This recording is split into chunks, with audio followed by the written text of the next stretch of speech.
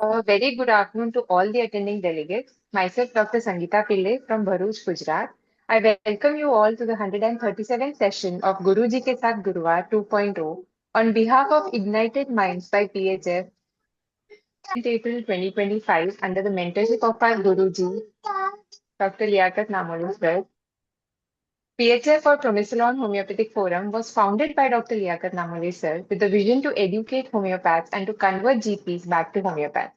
He is successful in converting more than 2,000 GPs towards homeopathy, and his goal is to reach 10,000. We organize various activities regularly so that we can reach maximum homeopaths who are not able to practice homeopathy due to lack of proper guidance. Ignited Minds at PHF is the pioneer group of free learning of homeopathy, which was started on WhatsApp and now is running on Telegram. About 3,000 doctors are learning daily on our Telegram group. We have completed 3 webinar series of 100 lectures on Zoom, and the recordings are available on our YouTube channel, Ignited Minds by PHF. Currently, we have another mini series going on called What Women Want, an initiative by Sir to educate us about clinical aspects of different phases of a woman's life and how to approach them. Honored to welcome and introduce today's speaker and one of my personal favorite YouTubers, Dr. Neelam Avtar Singh, ma'am. She has completed her DHMS in 1985, sorry, 1985, and has been practicing ever since. She has 37 years of experience. In 1993, she was introduced to Dr. Sehgal and has been practicing my method since then. She is a speaker on several platforms, runs 2 charitable OPDs along with her clinic. She is a co-author on book named Homeopathy and Mind with Dr. A.S. Man sir and Dr. Bhupinder sir. She is also the author of Marvel Sapphire, which has 51 cases from her practice, and also Guide to Rubrics that she has just shown to us. She is founder member of the group ASRH with Dr. A.S. Man sir. We all know Neelam ma'am as a punctual morning mentor in our group for several years. Her contribution to homeopathy is commendable, and her sincere efforts in imparting knowledge is a huge help for all of us. Welcome, Neelam ma'am, and please to begin today's session. Thank you so much doctor Sangeeta, बहुत सारी तारीफ कर दी है। इतनी तारीफ के काबिल तो हम नहीं हैं। नहीं बिल्कुल है। नहीं ma'am. And Sangu, you forgot one more thing. She's my sister. Yeah. And I am her proud brother and her fan. I am proud of you. मैंने आपके बहुत सारे केसेस देखे हैं, आपकी बहुत सारी गतिविधियां देखते हैं। जो आप कर रहे हैं, डॉक्टर ने बोले, वो बहुत ज्यादा बड़ा प्लेटफॉर्म है जिसके ऊपर आप कर रहे हैं इतना सारा कुछ। 100 days, 100 webinars and so many things. We'll listen to Didi now. Yeah. So many congratulations के ये सब कुछ इतना सक्सेसफुली हो रहा है। एंड डॉक्टर मानसी जो ये सब कुछ हैंडल करती हैं साथ में, hats off to her too, पूरी with dedication and with sincerity. Yeah. So let's start today's lecture. Welcome everyone. So सबसे पहले तो हम बात करते हैं कि वेमेन के ऊपर आज का जो लेक्चर है, दैट इज अबाउट इनफर्टिलिटी या कह सकते हैं स्टर्निटी। वेमेन के बहुत सारे रूप हैं, लेकिन जो उसका सबसे बड़ा रूप है वो उसकी मां बनने का रूप है। बहुत सारे आजकल पेशेंट्स इस तरह के आते हैं, गर्ल्स आती हैं, पीसीओडी की प्रॉब्लम है, पीसीओएस है, जो बाद में जाके इनफर्टिलिटी में, स्टर्लिटी में चेंज हो जाता है। बहुत दुख वाली बात होती है कि आजकल ये चीजें, हार्मोनल डिसऑर्डर्स, लाइफस्टाइल डिजीजेस बहुत ज्यादा बढ़ गई है, बहुत ही ज्यादा।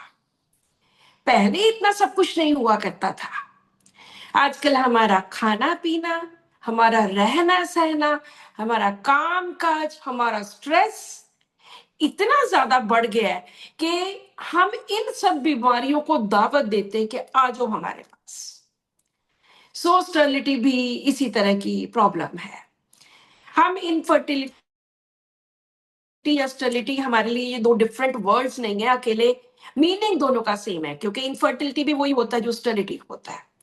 अगर मेडिकल लैंग्वेज में बोले तो स्टर्लिटी में कहते हैं कि कभी प्रेगनेंसी नहीं होती, लेकिन हमारे रूब्रिक में स्टर्लिटी रूब्रिक है। तो इनफर्टिलिटी या स्टर्लिटी क्या होती है? जब औरत की ऐसी 15, 16, 17 साल से लेके उसकी 45, 46 जब तक उसके पीरियड्स चलते हैं, उस टाइम में जो उसकी रिप्रोडक्टिव एज होती है, उस टाइम में जब हस्बैंड एंड वाइफ दोनों 1 साल के लिए इकट्ठे रहते हैं और प्रेगनेंसी नहीं होती, तो वहां पर हम कहते हैं कि यहाँ पे आपको मेडिसिन की जरूरत है। बहुत सारे तरह तरह के टेस्ट, आजकल तो इतने ज्यादा टेस्ट हैं कि बहुत सारे टेस्ट नए नए नए नए ऐड होते जाते हैं। लेकिन जो सबसे ज्यादा इंपॉर्टेंट चीज है वो है कि पेशेंट को प्रॉब्लम, हर पेशेंट अलग तरह से आएगा। कोई थायराइड प्रॉब्लम लेके आएगा, कोई पीसीओएस लेके आएगा, कोई किसी और तरह के यूट्रस के साथ, फेलोपियन ट्यूब्स के साथ, ओवरीज के साथ, इन सब चीजों के साथ रिलेटेड कोई ना कोई प्रॉब्लम लेके आएगा। स्टर्लिटी में पहले पार्टनर्स 2 हैं, मेल है, फीमेल है। हम अक्सर देखते हैं कि फीमेल्स के बारे में ही सोचा जाता है और मेल्स के बारे में कम ही लोग सोचते हैं कि उधर भी कोई प्रॉब्लम हो सकती है। तो मेल्स की जो प्रॉब्लम्स होती हैं वो सेमन टेस्ट से, एक ही टेस्ट होता है, सेमन टेस्ट है, उसके साथ रिलेटेड ज्यादा होता है। और फीमेल्स जो होती हैं उनमें पीरियड्स की प्रॉब्लम और कुछ भी फंक्शनल और प्रॉब्लम, थायराइड की प्रॉब्लम, ये सब ज्यादा चलता है। सो जब भी हम किसी सिस्टम की स्टडी करते हैं, जैसे रिप्रोडक्टिव सिस्टम की स्टडी करते हैं, किसी की भी करते हैं, उसमें 2 चीजें होती हैं। सबसे पहली चीज स्ट्रक्चर, कि उसकी शक्ल कैसी है, वो किस तरह का है। दूसरा उसका फंक्शन। जैसे अगर हम यूट्रस की बात करते हैं तो बहुत सारी ऐसी कंडीशंस हैं जिनमें यूट्रस की शेप चेंज हो जाती है, उससे जो इम्प्लांट होना होता है एम्ब्रियो वो नहीं। रेट्रोवर्टेड यूट्रस है, एंटीवर्टेड यूट्रस है, एक और भी कई तरह के होते हैं, हार्ट शेप यूट्रस है। सो कई बार वो स्ट्रक्चरल प्रॉब्लम्स भी होती हैं जिस वजह से प्रेगनेंसी नहीं। ट्यूब्स हैं, फेलोपियन ट्यूब्स हैं, वो ब्लॉक हो जाती हैं, पेशेंट को पता ही नहीं होता, वो टेस्ट जब होंगे तभी पता चले। ओवरीज है, ओवरीज में सिस्ट बनने शुरू हो जाते हैं। सिस्ट पानी के एक तरह के छाने होते हैं, हल्के फुल्के से। अगर तो हल्के फुल्के हैं तो वो जल्दी ठीक हो जाते हैं, लेकिन कई बार वो और ज्यादा कॉम्प्लिकेटेड बन जाते हैं। कोई हेमरेजिक सिस्ट बन जाता है, चॉकलेट सिस्ट बन जाता है, कोई कॉम्प्लेक्स सिस्ट होता है। और एक और प्रॉब्लम जो आती है, जो यूट्रस की इंटरनल लाइनिंग है, एंडोमेट्रियम, उसमें प्रॉब्लम आ जाती है। सो ये चीजें हैं जो स्ट्रक्चर के साथ रिलेटेड है। दूसरा काम होता है फंक्शंस के साथ। जैसे कि फंक्शन क्या है, हार्मोन्स हैं तरह तरह के, ईस्ट्रोजन, प्रोजेस्टेरोन और भी काफी सारे। तो जो हार्मोन्स जब अपसेट होते हैं उस वजह से भी स्टर्लिटी होती है, वो भी एक रीजन है। सो ये 2 तरह की चीजें, हमेशा हमने दोनों चीजों को कंसिडर करना है कि स्ट्रक्चरल कोई प्रॉब्लम है क्योंकि हमारे पास ऐसे रूब्रिक्स हैं, या कोई फंक्शनल प्रॉब्लम है। WHO कहता है कि 6 में से 1 औरत में ये प्रॉब्लम होती है स्टर्लिटी की। देखो बहुत बड़ा नंबर है। Out of 6, 1 woman suffer from this kind of things. So अभी हम कुछ केसेस की बात करेंगे। यूट्रस में फाइब्रॉइड्स भी हो सकते हैं, बेनाइन ग्रोथ्स होती हैं छोटे छोटे, लेकिन जरूरी नहीं है कि फाइब्रॉइड्स हो और प्रेगनेंसी ना हो, क्योंकि मैंने बहुत सारे ऐसे केसेस देखे जिनका यूट्रस छोटे छोटे छोटे फाइब्रॉइड से भरा पड़ा था, लेकिन फिर भी प्रेगनेंसी हुई और बिल्कुल हेल्दी बेबीज बॉर्न हुए। PCOS, PCOD. सो अभी हम केसेस की बात करेंगे। या एंडोमेट्रियोसिस, वो तो बहुत बड़ी प्रॉब्लम है जिसमें खूब सारी एंडोमेट्रियल लेयर जो होती है वो थिक हो जाती है काफी ज्यादा। आजकल ये प्रॉब्लम ज्यादा होती है। यहाँ पे मैं एक बहुत इंटरेस्टिंग फैक्ट बताना चाहती। जब पुराना टाइम था, लोग क्यों ज्यादा सफर नहीं करते थे? वेमेन इतनी, उनकी आर्थिक कंडीशन कमजोर थी, औरतों को काम ज्यादा करना पड़ता था, हम लोगों को काम कम करना पड़ता है, लेकिन उनको काम, कौन सा काम? फिजिकल काम वो ज्यादा करती थी। उनमें बीमारियां कम होती थी, क्योंकि नीचे बैठ के खाना बनाती थी। जब नीचे बैठ के खाना बनाते तो बैठने की वो पोजीशन इस तरह की होती है कि लोअर एब्डोमेन प्रेस हो जाता है, और बहुत बार लोअर एब्डोमेन के प्रेस होने से जितने भी सिस्ट होते हैं वो फूट जाते हैं। योगा में वैसी ही एक्सरसाइज है कि नीचे वाले हिस्से को दबाना। सो कितनी ऐसी चीजें हैं जो हमारे लाइफस्टाइल ने हमें दी है। जब वो वेमेन, आजकल तो कोई हम लोग ज्यादा झाड़ू पोछे नहीं देते हैं, लेकिन जब वो वेमेन बैठ के पोछा फेरती थी तब भी उनका लोअर एब्डोमेन प्रेस होता था। ये नेचुरल तरीके थे, किसी ने इनको बनाया नहीं था। वो झाड़ू पोछा फेरती हैं, वो बैठ के खाना बनाती हैं। आजकल सारा स्टैंडिंग सिस्टम हो गया, कभी कोई काम वाली नहीं आई तो खड़े होके बस वाइपर से ही कर देना। सो वो भी एक रीजन है कि तब बीमारियां कम होती थी और तब औरतों को ऐसी प्रॉब्लम्स नहीं होती थी। और साथ में जो स्ट्रेस बढ़ गया औरत के लिए, वो तो और भी ज्यादा प्रॉब्लम हो गई। बाहर जाके ऑफिस का काम करना, वहां जाके बॉस है, बाकी को एम्प्लॉइज हैं, सबके साथ झगड़े लड़ाइयां हम तो अक्सर ही देखते हैं कि ये जो इतना बड़ा स्ट्रेस है। पहले तो घर वाला के घर में आके कई सारे काम करने, खाना बनाना, बच्चों को पढ़ाना, कपड़े, एवरीथिंग, साथ में बाहर का काम करना, ये जो इससे स्ट्रेस मिला है वो भी एक बहुत बड़ा रीजन है इनफर्टिलिटी का। सो ऐसे ढेरों रीजंस हैं। अब हम बात करते हैं कुछ बड़े सुंदर से बड़े इंपॉर्टेंट केसेस की। तो सबसे पहला केस, 3-4 केसेस करेंगे आज के इस एपिसोड में। सबसे पहला केस, ये एक लड़की है अबाउट 28 ईयर्स की। जब ये मेरे पास आई थी, 5-6 साल पहले आई थी, शी वॉज अनमैरिड। तो इन्होंने बोला कि मैं अभी तो मैं अनमैरिड हूँ, आई एम जस्ट 20, तो मुझे पीसीओडी की प्रॉब्लम है, तो मेरे पीरियड्स बहुत इरेगुलर रहते हैं। एंड मैंने आपका एक तब शुरू शुरू में मैंने यूट्यूब पे अभी अपने वीडियोस देनी शुरू की थी, तो मैंने आपका वीडियो देखा, मुझे बहुत अच्छा लगा और मेरे मन में आया कि मैं आपसे मेडिसिन लूं। तो उन्होंने मेरे से मेडिसिन ली, मैंने उनको बेनाडोला दिया था और वो ठीक हो गया। उनकी शादी 2 साल के बाद उनका फिर से मुझे फोन आता है कि डॉक्टर साहब मेरी शादी हो गई एंड मैं चाहती हूँ कि स्मूथली कंसीव हो जाए। मैंने कहा ठीक है। तो उन्होंने मुझे अपने बारे में कुछ बताया, मैंने उनको पल्साटिला दी और फर्स्ट मंथ में ही प्रेगनेंसी होगी। जब मेडिसिन दी, सेकेंड मंथ अभी चल रहा था, तभी के तभी प्रेगनेंसी होगी, हेल्दी बेबी हुआ।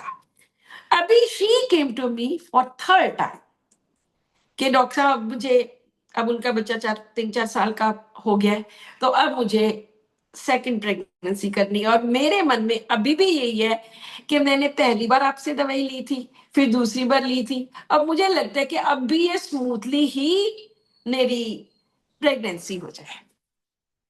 तो मैंने कहा कि बताइए अपने बारे में, आजकल क्या चल रहा है? कहती बेटा छोटा है, 3-3.5 साल का है, और इतनी भाग दौड़, सारा दिन मैं बिजी रहती, जॉब पे भी जाती हूँ, सारा दिन बिजी बिजी बिजी, और मुझे लगता है कि मेरी तो रिस्पॉन्सिबिलिटी बढ़ गई है पहले से ज्यादा। पहले तो कोई स्ट्रेस ही नहीं था, कोई टेंशन ही नहीं थी ऐसी। तो अब एक तो मेरी रिस्पॉन्सिबिलिटी बढ़ गई, एक बेटा छोटा है, सारा दिन बिजी उसके पीछे पीछे पीछे, और मैं खुद भी नहीं फ्री बैठ सकती, हमेशा मैं कुछ ना कुछ करते ही रहना। एंड अगर मैं फ्री होंगी तो मुझे बड़ी इरिटेशन होती है कि फ्री तो ना ही बैठूं, क्योंकि बिजी ही रहती, मैं खुद ही बोर हो जाती हूँ कि छोड़ो क्या फ्री बैठना है। इमोशनल मैं बहुत ज्यादा हूँ, छोटी सी बात का मेरे ऊपर इफेक्ट हो जाता है, और रो मैं बहुत जल्दी पड़ती हूँ, बहुत ही जल्दी। और अगर कुछ किसी को कुछ बोल दिया, कुछ कह दिया, तो मन में पछतावा होता है कि क्यों बोला, क्यों कहा। This is the case. अभी जब हम पहले वेबिनार स्टार्ट होने से पहले हम बात कर रहे थे, तो एक डॉक्टर ने बोला था कि वो आपके केसेस इजी लगते हैं। इजी वाली बात नहीं, बात ही सिंपल होती है, पेशेंट हमें आके सिंपल बातें ही बताता है। तो इसमें देखो, पहली बात उसने बोला कि बेटा हुआ है, रिस्पॉन्सिबिलिटी बढ़ गई है, so this is responsibility strong, कि अब मेरे ऊपर रिस्पॉन्सिबिलिटी आ गई है। अगर यही रिस्पॉन्सिबिलिटी की हम और चीजों की बात करें, इसमें 7-8 रूब्रिक्स हैं, आप उन सारे रूब्रिक्स को पढ़ो कि किस किस चीज की, किसी के ऊपर फैमिली की रिस्पॉन्सिबिलिटी है, किसी के ऊपर बच्चों की है, किसी की सोशल सोसाइटी की रिस्पॉन्सिबिलिटी है, किसी के ऊपर छोटी एज में रिस्पॉन्सिबिलिटी पड़ गई। तो मैंने तो जब मैं पढ़ती हूँ तो मैंने मान लो रिस्पॉन्सिबिलिटी देखा, तो मैं उसके साथ 10-12 जो रूब्रिक्स है मैं सारे के सारे देख लेती हूँ कि ऐसी ऐसी रिस्पॉन्सिबिलिटी होती है। तो यहाँ पे पहला रूब्रिक मैंने लिया, रिस्पॉन्सिबिलिटी स्ट्रॉन्ग। दूसरा उसने क्या बोला, बड़ी बिजी रहती, सारा दिन कुछ ना कुछ चलता रहते, क्योंकि बेटा छोटा है। जब बच्चे 3-4 साल के, 2 साल के, 1.5 साल के, 3 साल के, इतने छोटे छोटे बच्चे होते हैं, मदर की 100% उनके ऊपर आंख होती है कि कोई बच्चा कोई गलत काम ना कर ले, कहीं इंजर ना हो जाए, कहीं कुछ चोट ना लगवा ले, गिर ना जाए, खाना पीना। सो मदर की पूरी कंसंट्रेशन उनके ऊपर रहती है। शी सेड कि मैं तो बहुत ज्यादा बिजी हो गई।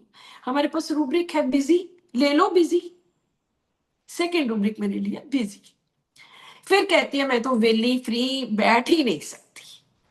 हमारे पास 2 रूब्रिक्स हैं, इरिटेबिलिटी, आइडल माइंड, कि अगर आइडल बैठना हो, फ्री में बैठना हो, वेले बैठना हो, तो वो उसको चिड़चिड़ होती है, चिड़चिड़ापन होता है कि क्या यार वेले नहीं मैं बैठ सकती, मैंने तो कुछ ना कुछ करना है। सैडनेस, आइडलनेस विथ आइडल, उससे अगर वो आइडल होती है, फ्री होती, तो वो उदास हो जाती है। और बोला अगली बात कि बड़ी इमोशनल, बस जल्दी रोना आ जाता है किसी भी बात पे। What is this, emotionally vulnerable, कि बहुत जल्दी उसके ऊपर इमोशंस का, ऐसे सीन्स का, कोई मूवी देख ली तब रोना आ गया, कुछ ऐसा सुन लिया तब रोना आ गया। इमोशनली वल्नरेबल, जो बहुत सेंसिटिव होते हैं लोग, उनके लिए हम ये रूब्रिक यूज करते हैं। और वीपिंग इजीली, बहुत जल्दी रोना आ जाता है। अगर किसी को कुछ बोल दिया तो पछतावा होता है, रिमोर्स। इसके साथ एक रिपेंटेंस रूब्रिक है, एक रिमोर्स है, दोनों का मीनिंग डिफरेंट है। तो जब ये सारे रूब्रिक्स डाले, इनमें पहली मेडिसिन कैलकेरिया का थी, सेकंड नेट्राम्योर थी। नेट्राम्योर बिजी नहीं होता, नेट्राम्योर आइडल नहीं होता, इरिटेबिलिटी में है लेकिन इन जनरल सैडनेस में नहीं है। तो उनको कैलकेरिया का 30 की 1-2 डोजेस दी, अगले महीने प्रेगनेंसी हो गई। मतलब जस्ट सिंपल, वेरी सिंपल। और आप भी ऐसे केस सुनिए। मैं जब भी मैं 100 days 100 केसेस की सीरीज में जब भी मैं कोई केस प्रेजेंट करती हूँ, तो मैं उसके सेंटर में बोलती हूँ कि अगर आपने इस केस को एनालिसिस करना है तो यहाँ पे वीडियो स्टॉप करके एनालिसिस कीजिए। तो आप वहां पे बनाया करो रूब्रिक्स। अब हम सेकंड केस की बात करते हैं। ये एक लड़की है, मैरिड है, 5 years से मैरिड है, प्रेगनेंसी नहीं हो रही, और पीरियड्स इररेगुलर है। जब भी पीरियड्स इररेगुलर होते हैं तो ये नहीं पता होता कि ओवुलेशन कौन से टाइम पे होएगा।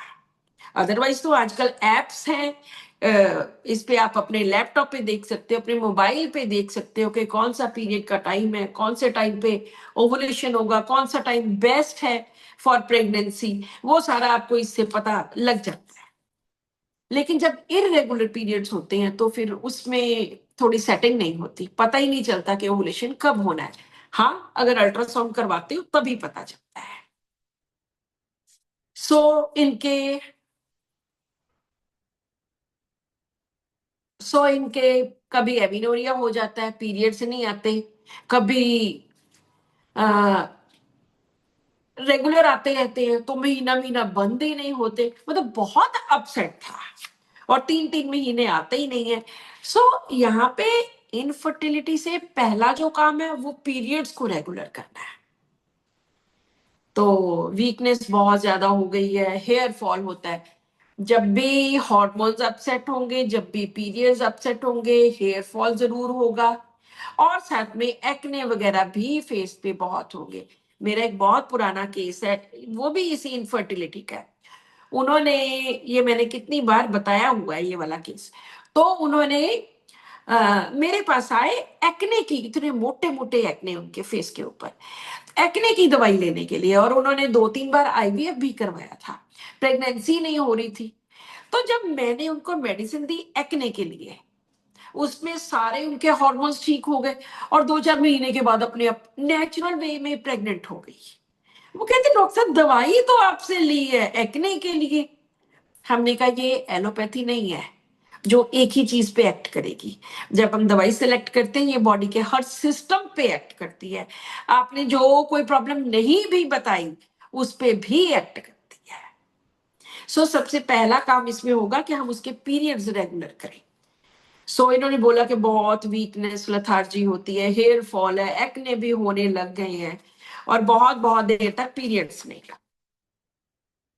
डाइट भी अच्छी रखती हूँ, फ्रूट्स खाती हूँ, सब कुछ खाती हूँ, लेकिन फिर भी पीरियड्स प्रॉपर नहीं आते। ओबेसिटी भी थी, मोटापा भी था।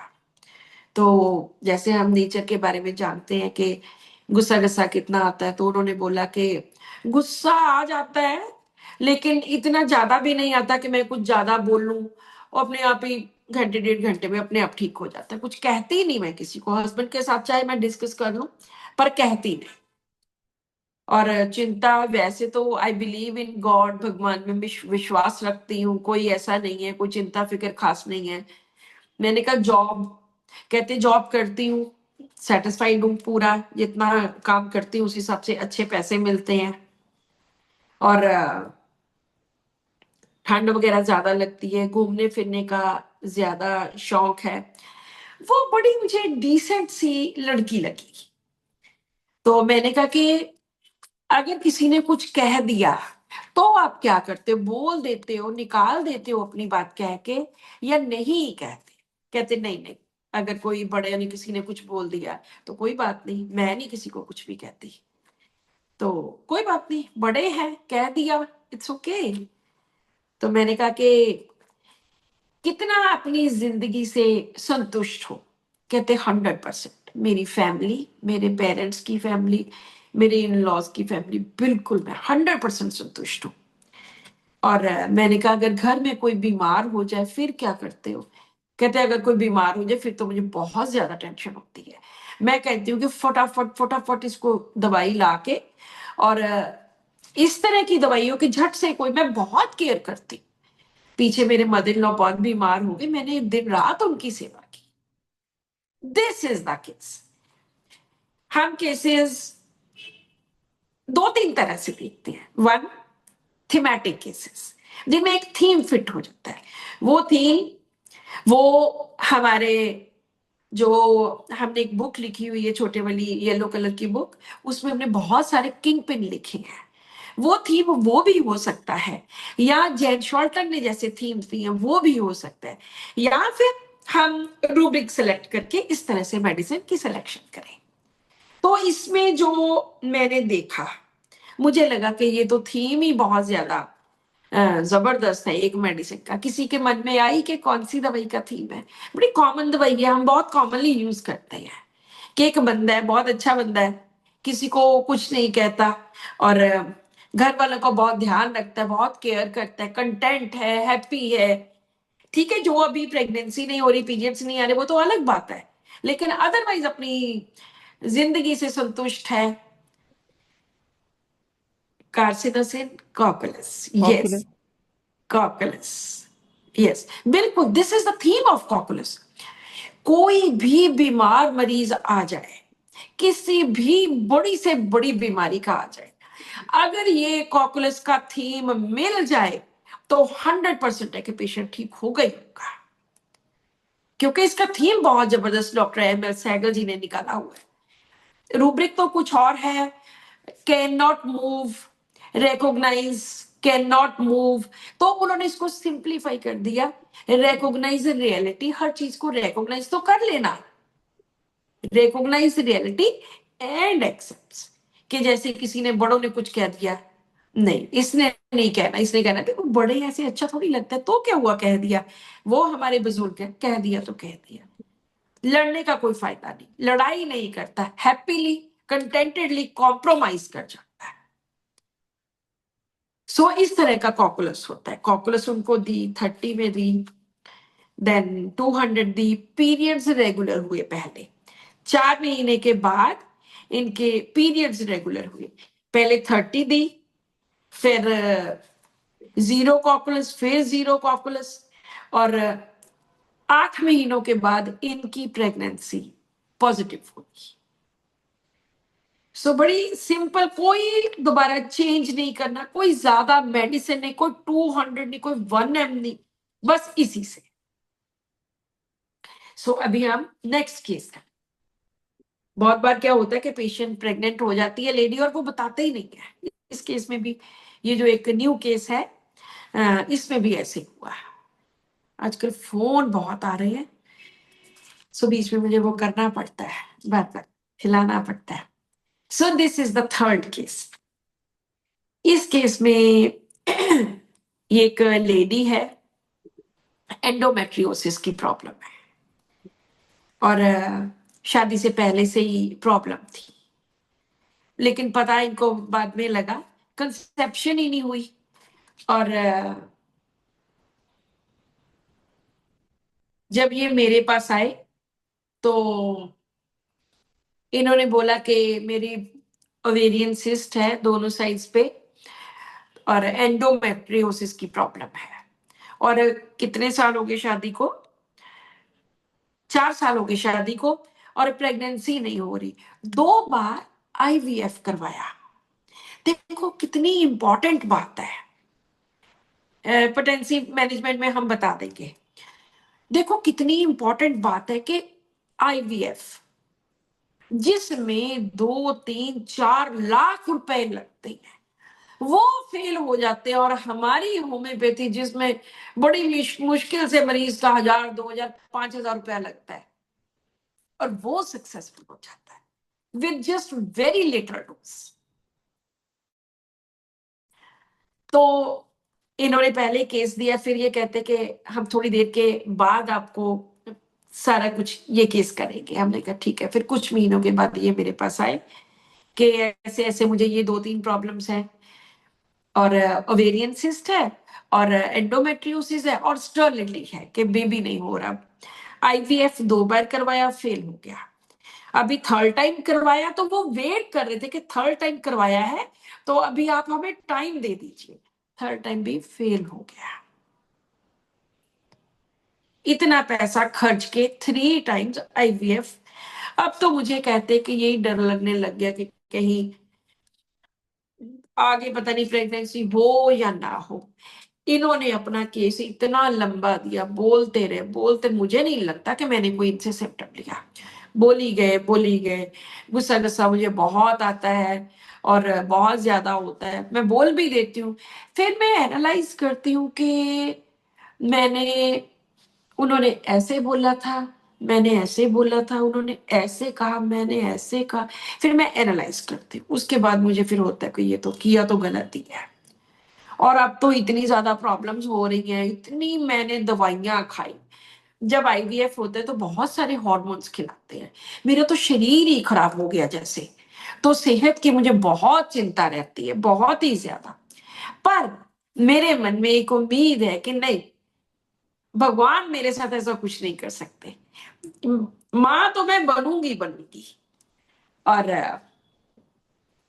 मैं अपने घर से, अपनी सब चीजों से I am very happy, I am a content person. वो इतना ज्यादा बोली कि मैंने एक भी क्वेश्चन नहीं पूछा, सब कुछ खुद ही बताया।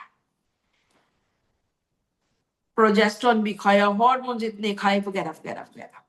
तो मैंने जो अपना उनका एनालिसिस किया, एंडोमेट्रियोसिस। मैं हमेशा कहती हूँ कि आप ये जो प्रॉब्लम्स होती हैं पेशेंट की, जैसे वीट एलर्जी की प्रॉब्लम है, तो वही वीट एग्रीवेट आप रूब्रिक ले लीजिए। यहाँ पे मैंने 3 ऐसे रूब्रिक्स लिए। पहला एंडोमेट्रियोसिस, दूसरा ट्यूमर्स, ओवरी सिस्ट, तीसरा स्टर्निटी। ये 3 चीजें ली और इसमें 5 7 8 मेडिसिन आगे आगे आ गई।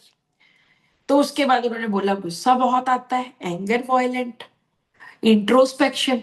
जब एक बंदा एनालाइज करता है कि उन्होंने ऐसे बोला था, फिर मैंने ऐसे बोला था, गलती तो उनकी भी है ना, मेरी तो नहीं अकेली की। तो यहाँ पे जब वो एनालाइज कर रहे हैं, वहां पे हम इंट्रोस्पेक्शन लेते हैं।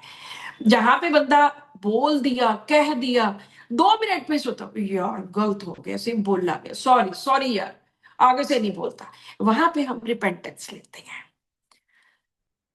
इनको सेहत की बहुत चिंता है, एंजाइटी हेल्थ, सिंपल सी फिर वही बात आ गई, एंजाइटी हेल्थ अबाउट। उम्मीद है कि नहीं, मेरे साथ भगवान नहीं ऐसा करने वाला। मुझे तो माँ तो मैं बनूंगी बनूंगी, होपफुल, कंटेंट कि सब किसी चीज की कोई कमी नहीं है, सच सब कुछ है, बहुत कुछ है। सो जब ये रूब्रिक्स डाले तो 10 रूब्रिक्स में से 10 11 रूब्रिक्स में से सिर्फ 2 रूब्रिक्स इस मेडिसिन में, फर्स्ट मेडिसिन में नहीं थे। इंट्रोस्पेक्शन नहीं था, कंटेंट नहीं था। और सेकंड मेडिसिन आती है पल्साटिला, फर्स्ट आती है लेकेसिस। तो मैंने बोलने को कि वो इतना बोली जा रहे थे, बोली जाते, 1 घंटा लगा दिया बोल बोल के, कुछ भी नहीं मैंने पूछा। वहां पे मैंने लोक्वेसिटी को ज्यादा प्रेफरेंस दी। हालांकि पल्साटिला बिल्कुल उसके पास थी, लेकेसिस एंड पल्साटिला।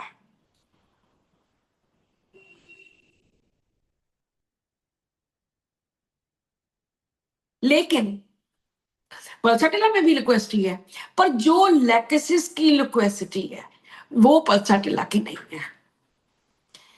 तो मैंने उनको लेकेसिस दी, 30 दी, अगले महीने प्रेगनेंसी अपने आप पॉजिटिव। तो कुछ महीने उन्होंने मेरे साथ बात ही नहीं की, दोबारा दवाई दवाई नहीं मंगवाई उन्होंने। तो मुझे लगता है कि जब 5 6 महीने प्रेगनेंसी के हो गए, तब उन्होंने बताया कि मैं तो आपकी पहली बार की मेडिसिन से ही प्रेग्नेंट हो गई थी, और लैकेसिस से। जस्ट ये कि सेंटर को कंट्रोल किया और प्रॉब्लम सही। कहते इतने हॉर्मोन्स खाए थे, इतनी प्रोजेस्टेरोन एंड पता नहीं क्या क्या खाया था। पहली बार में एमिनोरिया हुआ, टेस्ट करवाया, प्रेगनेंसी पॉजिटिव, फिर इनके बेटा हुआ।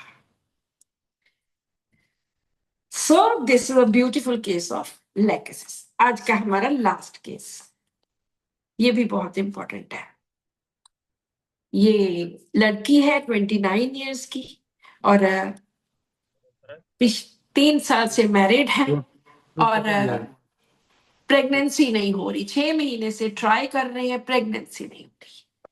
अभी सारे टेस्ट करवाए, ऑल आर नॉर्मल, सिर्फ एक प्रोलैक्टिन हाई है, पीरियड्स बिल्कुल रेगुलर हैं, लेकिन फिर भी प्रेगनेंसी नहीं हो रही। और ओबेसिटी बहुत ज्यादा है, मोटापा बहुत आ गया।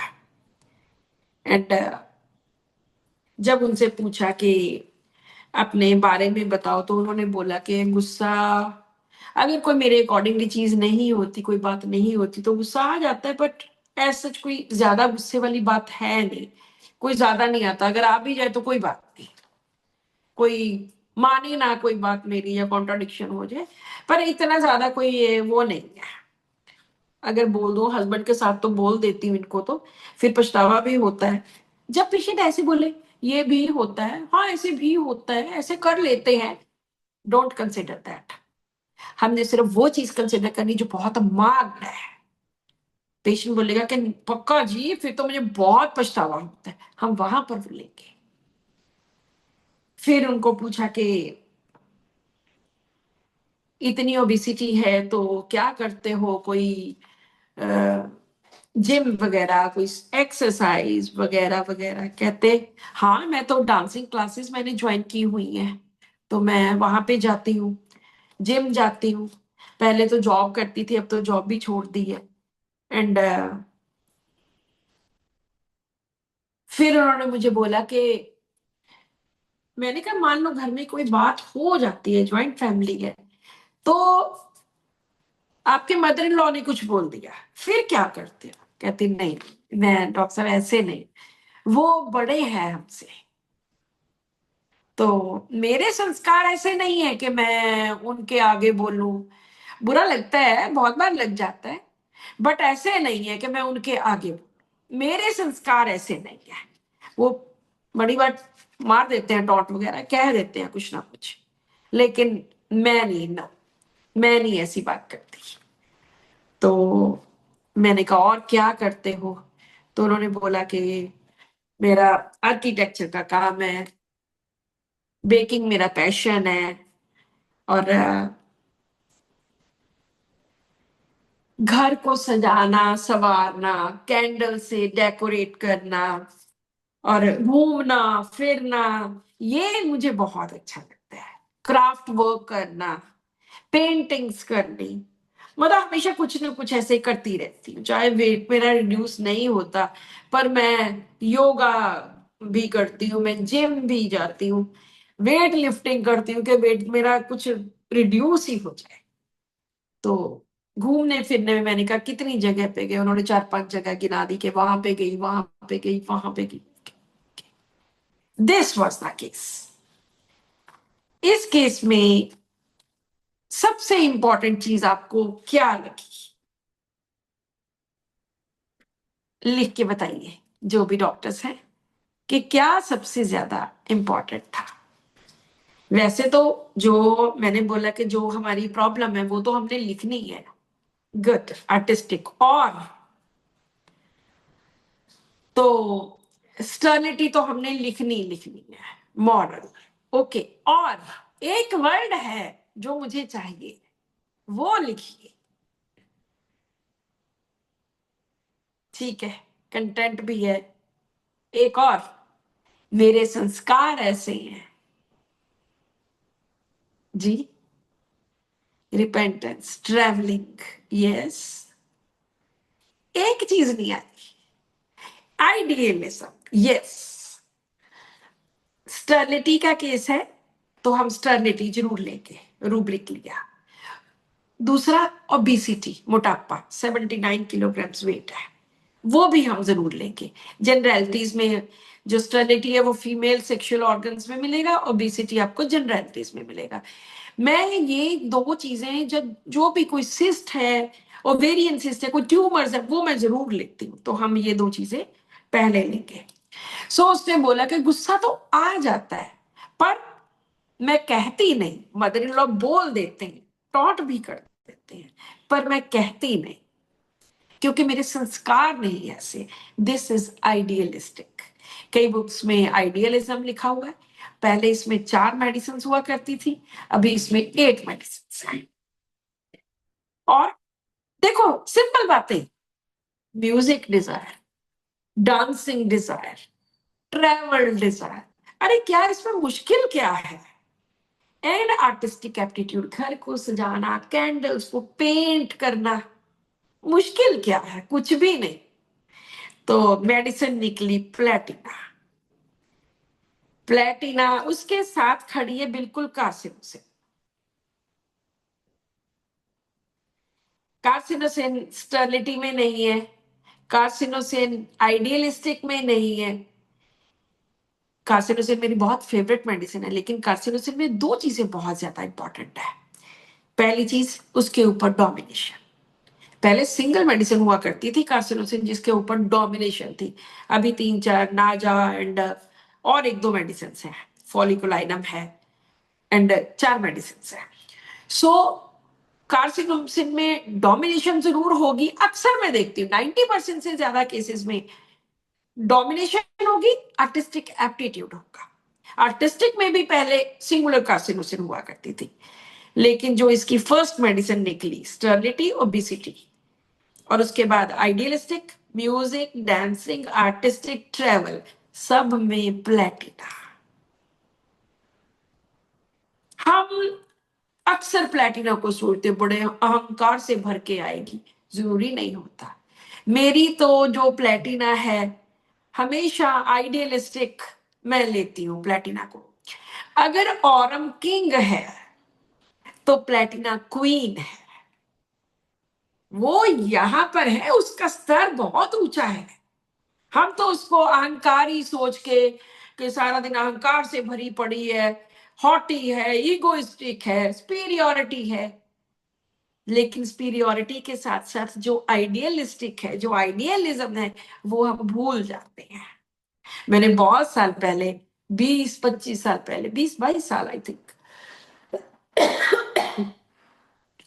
एक डिप्रेशन का केस, जहां से मैंने आइडियलिज्म को पकड़ा था, एक डिप्रेशन का केस ठीक किया था एक लेडी का, जो हर बार आके ऐसी ही बातें करती थी कि दुनिया सच क्यों नहीं बोलती, दुनिया प्यार क्यों नहीं करती, क्यों लोग लड़ाइयां करते हैं, ऐसे होना चाहिए, वैसे होना चाहिए। This is idealism. तो वहां पे डेथ, आइडियलिज्म, घबराहट वगैरह ये बहुत था। उनको प्लेटिना दी थी और प्लेटिना ने इतना अच्छा काम किया, तो मैंने उसका टाइटल लिखा, platina the most humble lady. So ये भी ऐसे ही है।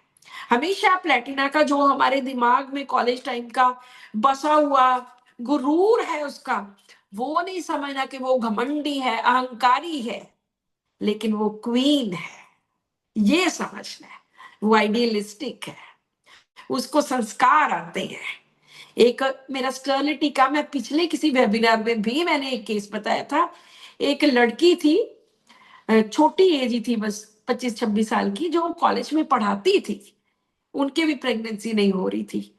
तो उन्होंने बोला कि डॉक्टर साहब, मैं आजकल बच्चों में संस्कार नहीं है, मैं कॉलेज में संस्कार बांटती, जो मेरा सब्जेक्ट है वो तो मैंने पढ़ाना ही है, लेकिन मैं संस्कार बांटती हूँ। बाई चांस उसकी भी मेडिसिन प्लेटिना थी, और वो भी 1-2 बारी में ही जस्ट प्रेग्नेंट होगी, और उसके भी अभी तो बच्चा भी 2-3 साल का हो गया।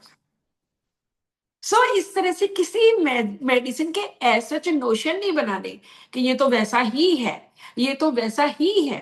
नहीं, हर मेडिसिन के मैं कहती हूँ कि 0 से लेकर 360 डिग्री तक वो पूरा घूमती है।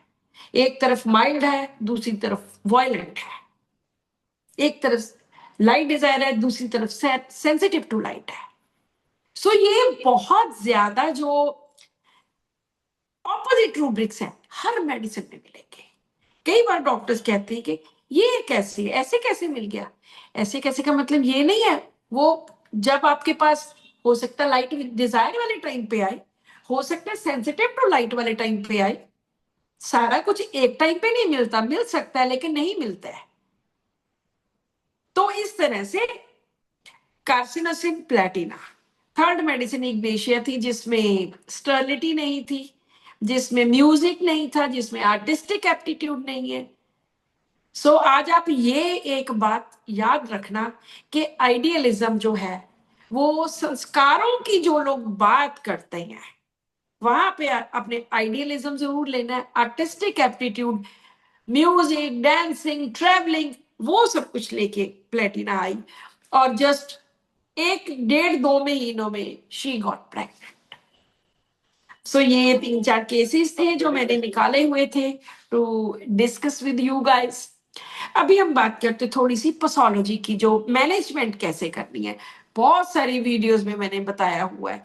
स्पेशल एक पैथोलॉजी का मेरा प्ले लिस्ट में पड़ी होगी एक मेरी लाइव सेशन। तो हम करते क्या है, होम्योपैथी में कोई भी ऐसा हार्ड एंड फास्ट रूल नहीं है कि पहले दवाई की 30 से स्टार्ट करनी है या पहले 200 से या 1 ml से। हर कोई अपने हिसाब से करता है। कोई 1 ml यूज कर ले, कोई तो 10 ml यूज कर लेता है। लेकिन हमारी एक एसोसिएशन है ASRH, तो उसमें हमने 30 साल पहले डॉक्टर मान, मैंने, भूपिंदर, सब लोगों ने हमने एक बात सोची कि हम हर केस 30 पोटेंसी से स्टार्ट करेंगे। और जब हमने किया, हर मेडिसिन एक्ट करती थी। ये तो था ही नहीं थे कि 30 में एक्ट नहीं किया। 30 देंगे, उसके बाद 6 देंगे डिसेंडिंग पोटेंसी, जिसकी डॉक्टर हैनीमैन ने क्रॉनिक डिजीजेस में बात की है। उनकी जो बुक है क्रॉनिक डिजीज, उसमें बात की है। उन्होंने कहा कि 30 के बाद 24 दीजिए, 18 दो, 12 दो, 6 दो, इस तरह से डिसेंडिंग पोटेंसी में काम कर सकते हैं। तो हमारे पास जो 30 के बाद 6 होती है, हम वो दे देते हैं। कई बार 6 मिलती नहीं है, तो 30, 200 1 डोज, उसके बाद 1 डोज। 30 में हम 7 to 15 डेज वेट कर सकते हैं। 200 के बाद 15 डेज वेट कर सकते हैं। 1 M के बाद एवरी मंथ हम 1 M रिपीट करते हैं, और 1 महीने के बाद ही देते हैं। ये नहीं कि रोज ही आज दे दी, कल दे दी, परसों दे दी, कितने कितने दिन आप देते रहते। नो, जरूरत ही नहीं है। जितनी मिनिमम डोज आप इस्तेमाल करोगे, उतने बेस्ट रिजल्ट्स मिलेंगे आपको। जितनी ज्यादा मेडिसिन भरते रहोगे पेशेंट में, कोई रिजल्ट नहीं मिलेगा। बहुत सारे लोग कहते हैं होम्योपैथी कम काम करती है। कम काम वहां करती है जहां हम रिपीटेड डोजेज, कितनी बड़ी 5-7 दवाइयां देते हैं, वहां पे। So this is all in today's lecture. अगर आपके मन में और भी कोई क्वेश्चंस हैं तो आप पूछ सकते हैं। अनम्यूट कीजिए एंड आस्क योर क्वेश्चंस।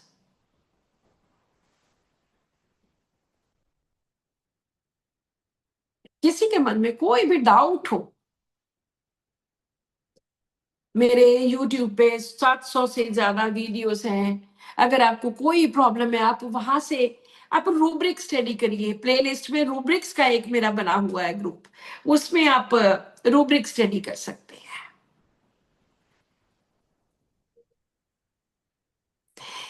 सुनो डॉक्टर मीनाक्षी, प्रॉब्लम कोई भी हो, बात ये नहीं है कि ये ओवेरियन सिस्ट की है, ये फाइब्रॉइड्स की है, ये एंडोमेट्रियोसिस है। नो, बात कोई भी हो, हमने सेंटर पकड़ना है कि पेशेंट क्या देखता है, क्या सोचता है, क्या महसूस करता है, उसके अकॉर्डिंगली हमने अपना केस लेना है। कोई भी बीमारी हो, आज तो हमने सिर्फ बात ही इसकी स्टर्लिटी की है, तो कोई भी बीमारी हो, हमने केस इसी तरह से लेना है। ये नहीं है कि एंडोमेट्रियोसिस में कैसे प्रोसीड करेंगे, फाइब्रॉइड में कैसे प्रोसीड करेंगे। नो, सभी का एक ही तरीका है कि हमने सेंटर को पकड़ना है। सुपरफिशियल बात नहीं करनी, हमने अच्छी तरह से सेंटर को पकड़ना है। बस पकड़ लिया, अच्छी तरह से पकड़ हो गया, समझो आपका केस ठीक हो गया। कोई और good question? Evening good ma'am. Evening. मैं डॉक्टर शुभ। हाँ, या आज का सेशन लेकिन बहुत बहुत ज्यादा हेल्पफुल था मैम।